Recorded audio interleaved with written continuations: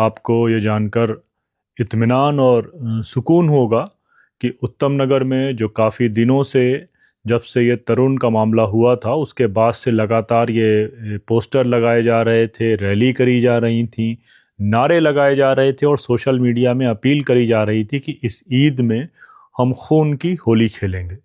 इस मामले में हमने और हमारी टीम ने, एपीसीआर के लोगों ने ग्राउंड पे जाकर सर्वे किया, लोगों से मुलाकात करी। लोगों में काफ़ी मायूसी और डर का माहौल था और कुछ लोग अपने गांव जाने की बात कर रहे थे कि ईद में हम रहना ही नहीं चाहते। और दिल्ली पुलिस ने, हाई कोर्ट में दिल्ली पुलिस ने पहले ये बात कही कि हमने सारे बंदोबस्त कर रखे हैं, लेकिन हाई कोर्ट उससे सेटिस्फाइड नहीं हुआ और उसने कहा कि प्रिवेंटिव स्टेप्स लें और हम इस पूरी चीज़ों को मॉनिटर कर रहे हैं। ये ईद एक बड़ा खुशियों का त्यौहार है और उसमें कोई भी इस तरह के हंगामे को बर्दाश्त नहीं किया जाएगा कि जो कोई भी अगर हेट स्पीच हो रही है तो सुओ मोटो लेकर एक एफआईआर होनी चाहिए। तो कोर्ट ने कहा है अभी ईद होने दीजिए और हम इस मामले पर भी सुनवाई करेंगे।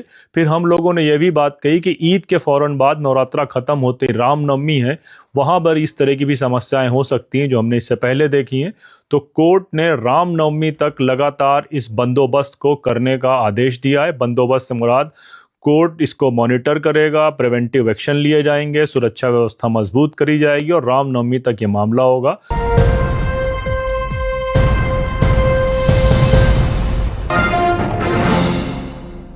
आपको ये जानकर इत्मीनान और सुकून होगा कि उत्तम नगर में जो काफ़ी दिनों से जब से ये तरुण का मामला हुआ था उसके बाद से लगातार ये पोस्टर लगाए जा रहे थे, रैली करी जा रही थी, नारे लगाए जा रहे थे और सोशल मीडिया में अपील करी जा रही थी कि इस ईद में हम खून की होली खेलेंगे। इस मामले में हमने और हमारी टीम ने, एपीसीआर के लोगों ने ग्राउंड पे जाकर सर्वे किया, लोगों से मुलाकात करी। लोगों में काफ़ी मायूसी और डर का माहौल था और कुछ लोग अपने गांव जाने की बात कर रहे थे कि ईद में हम रहना ही नहीं चाहते। और उसके साथ साथ एक बड़ा मसला ये था कि बिल्कुल उस इलाके में हस्तसाल गांव के बराबर उत्तम नगर में ही जो ईदगाह है वहाँ पर तकरीबन 8,000 लोग नमाज़ पढ़ने आते हैं। तो हम सब लोग परेशान थे कि कहीं दिल्ली में इससे पहले जो मामला 2020 में हुआ कहीं वैसा ना हो जाए या मुजफ्फरनगर जैसा ना हो जाए। तो हम सब बहुत परेशान थे। और तुम सोच रहे हो किसी के घर का चिराग बुझाकर तुम्हारे को खुशी से त्योहार मनाने देंगे? तो ध्यान रखना, ईद के दिन उत्तम नगर में दोबारा होली मनाई जाएगी।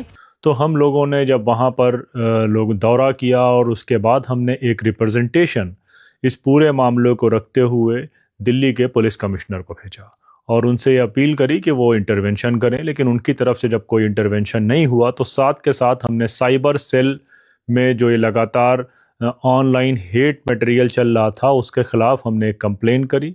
लेकिन जब वहाँ पर भी कुछ नहीं हुआ तो हमने एक अर्जेंट पिटिशनर एपीसीआर की तरफ से लगाई। हालांकि हम ये चाहते थे कि लोकल लोग भी आए उसमें, लेकिन वो लोग डरे हुए थे। तो बहरहाल उस पिटिशन में जो पब्लिक इंटरेस्ट लिटिगेशन फाइल करी गई उसमें पिटिशनर मैं ही था। मेरे ही हस्ताक्षर के ज़रिए पिटिशन फाइल हुई और वो हाई कोर्ट दिल्ली ने उसको अर्जेंट सुनवाई के लिए एक्सेप्ट कर लिया और आज ये सुनवाई हुई। इस सुनवाई में senior advocate, super senior advocate Nitya Ramakrishnan ji हमारे लिए अपीयर हुई। उसके अलावा senior advocate Shahrukh Alam appear हुई। हमारी तरफ से बेसिक जो वकील थे वो अर्चित कृष्णा, फवाद शाहीन और मोहम्मद हुज़ैफ़ा जो हमारी टीम के हैं, हुज़ैफ़ा और फवाद शाहीन, ये सारे वकीलों की एक टीम बनी और इसमें हमने अपनी बात सुप्रीम कोर्ट में रखी। तो सुप्रीम कोर्ट में दिल्ली पुलिस ने, हाई कोर्ट में दिल्ली पुलिस ने पहले ये बात कही कि हमने सारे बंदोबस्त कर रखे हैं, लेकिन हाई कोर्ट उससे सेटिस्फाइड नहीं हुआ और उसने कहा कि प्रिवेंटिव स्टेप्स लें और हम इस पूरी चीज़ों को मॉनिटर कर रहे हैं। ये ईद एक बड़ा खुशियों का त्यौहार है और उसमें कोई भी इस तरह के हंगामे को बर्दाश्त नहीं किया जाएगा। लॉ एंड ऑर्डर के साथ कोई खिलवाड़ बर्दाश्त नहीं किया जाएगा। ईद एक खुशी का त्यौहार है, उसको खुशी के साथ मनाना है और कोई भी इस तरह की गतिविधि पसंद नहीं करी जाएगी। और साथ के साथ हमारी वकील साहिबा ने जब ये बात कही कि 15 तारीख को भी वहाँ पर सभा हुई और नारे लगाए गए, भाषण दिए गए नफरती, तो हाई कोर्ट ने उसको अभी संज्ञान लिया है। और साथ के साथ हमने तकरीबन 176 के आसपास सोशल मीडिया पोस्ट का हवाला दिया था, उनको डिलीट करने और सोशल मीडिया मॉनिटर करने की बात अपने ऑर्डर में कही है। और फिर जब हमने ये कहा कि शाहीन अब्दुल्ला मामले के तहत जो नज़ीर है कि जो कोई भी अगर हेट स्पीच हो रही है तो सुओ मोटो लेकर एक FIR होनी चाहिए, तो कोर्ट ने कहा है अभी ईद होने दीजिए और हम इस मामले पर भी सुनवाई करेंगे। फिर हम लोगों ने यह भी बात कही कि ईद के फौरन बाद नवरात्रा ख़त्म होते रामनवमी है, वहाँ पर इस तरह की भी समस्याएं हो सकती हैं जो हमने इससे पहले देखी हैं। तो कोर्ट ने रामनवमी तक लगातार इस बंदोबस्त को करने का आदेश दिया है। बंदोबस्त से मुराद कोर्ट इसको मॉनिटर करेगा, प्रिवेंटिव एक्शन लिए जाएंगे, सुरक्षा व्यवस्था मजबूत करी जाएगी और रामनवमी तक ये मामला होगा। फिर 6 अप्रैल को इसकी सुनवाई होगी और हम सब ये अब दुआ करते हैं कि उत्तम नगर के लोग साथ व खैरियत से खुशी के साथ ईद मनाएं।